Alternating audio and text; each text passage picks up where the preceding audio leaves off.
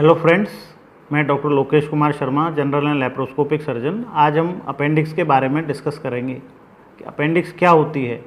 Appendix एक finger like structure होती है जो छोटी आंत और बड़ी आंत के जंक्शन पर पाई जाती है, जिसे सीकम कहते हैं। सीकम से एक आउट पाउच के रूप में अपेंडिक्स निकली हुई होती है। अपेंडिक्स जानवरों में सेलुलोज के डाइजेशन के लिए जिम्मेदार है, पर ह्यूमन में इसका कोई काम नहीं होता है। ये एक वेस्टिजियल ऑर्गन है। जनरली अपेंडिक्स कोई सिम्टम नहीं प्रोड्यूस करती है, लेकिन यदि अपेंडिक्स में कहीं कोई कुछ कण फंस जाएं, अपेंडिसाइटिस एक बीमारी है। जब अपेंडिक्स में सूजन हो जाती है तो फिर पेशेंट के पेट में दर्द, उल्टी, बुखार, जी मिचलाना, इस तरह के सिम्टम आते हैं। और दाएं हिस्से में, पेट के दाएं हिस्से में दर्द, ये अपेंडिक्स के एक लक्षण होते हैं।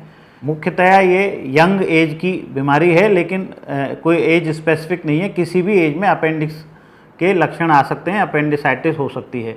अपेंडिक्स का डायग्नोसिस, क्लिनिकल डायग्नोसिस जो डॉक्टर एग्जामिन करेगा, दाएं हिस्से में दर्द होता है, जैसे मैकबर्नीज पॉइंट कहते हैं, 2/3 और 1/3 के जंक्शन पर, वहाँ पर दबाएंगे तो दर्द होना, जिसको टेंडरनेस बोलते हैं, रिबाउंड टेंडरनेस आना।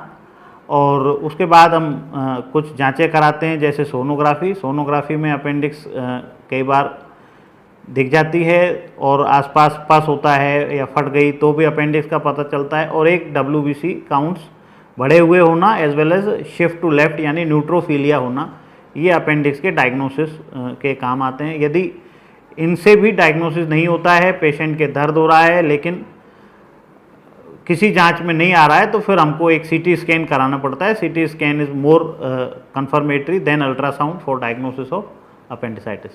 ट्रीटमेंट, अपेंडिक्स का ट्रीटमेंट क्या है? अपेंडिक्स का ओनली ट्रीटमेंट सर्जिकल है।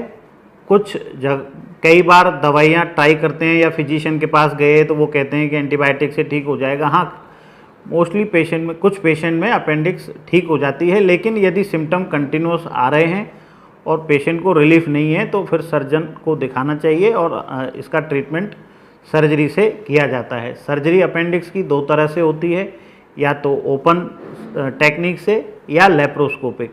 ओपन टेक्निक में राइट लेग फोसा में एक इंसिजन लगाकर अपेंडिक्स को किया जाता है।